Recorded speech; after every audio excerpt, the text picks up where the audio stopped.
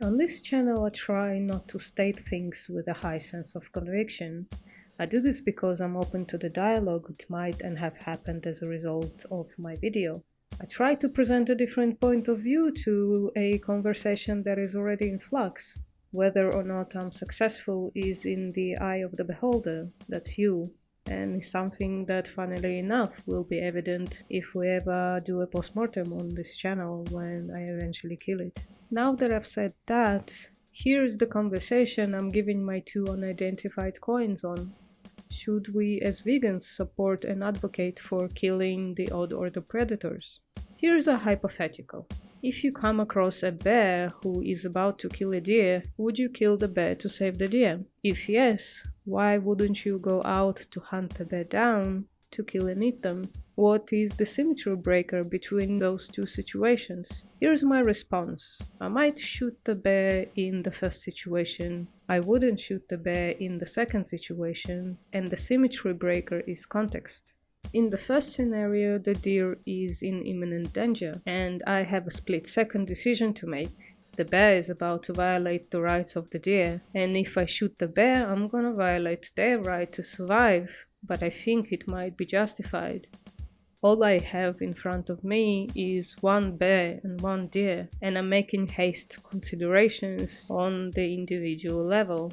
In the second scenario, I'm forced to look at the bear as a representation of their species, and am no longer making a split decision but a calculated one.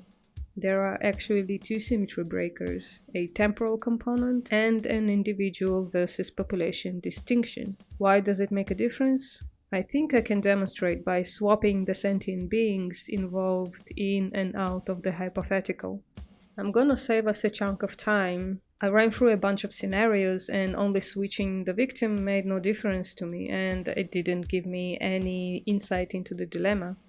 So I'm just gonna skip it, but replacing the predator is another matter. For all the situations, I'm going to switch myself out with a human that is capable and willing to take a life, as I am highly reluctant to do so. If I replace the bear with a human and match the attributes the best I can, here is how I imagine it to look. A cognitively limited individual is a serial killer who is holding a gun pointed at an innocent bystander, human or non-human animal, and a policeman has seconds to decide what to do. I don't like it, but I think if it's imminent that the cognitively limited person is about to squeeze the trigger, the policeman is justified in killing them. But does that justify killing all cognitively limited people with access to guns? Even if we know for sure they're going to inevitably kill some innocents? No, we now have an ability to gather information on the population and the time to introduce non-lethal options, like removing access to weapons and increasing supervision.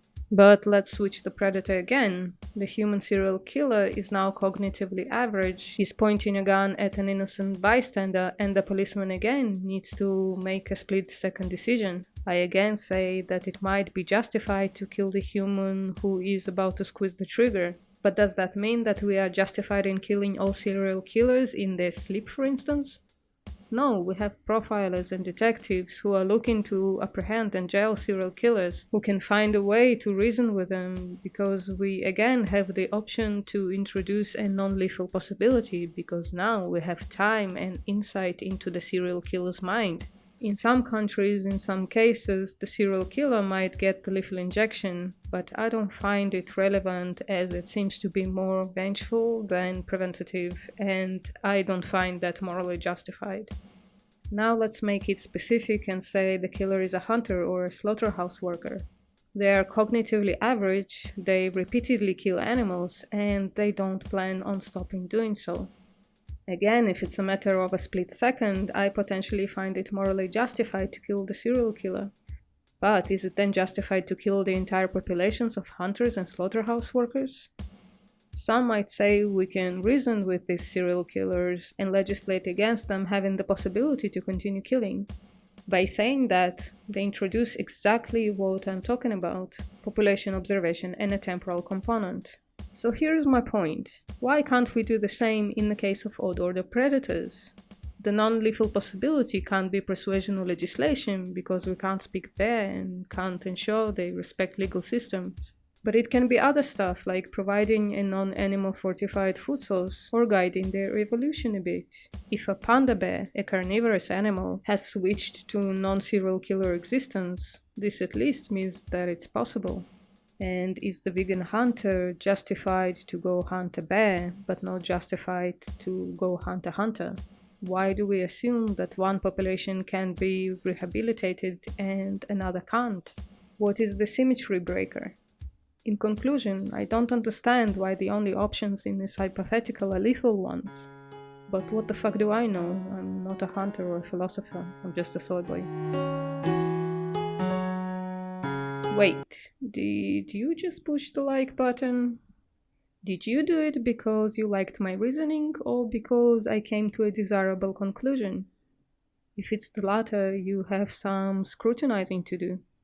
This is an important matter that I don't take lightly, and although I operate on the rights-based moral system, reduction of suffering is not insignificant to me. And if you usually take the reduction of suffering approach, then you are agreeing with my conclusion for the wrong reasons, and should examine the scenarios are presented through your own understanding of morality.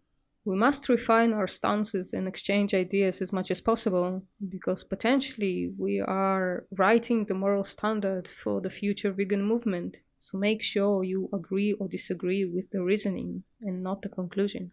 Okay, resume tribute.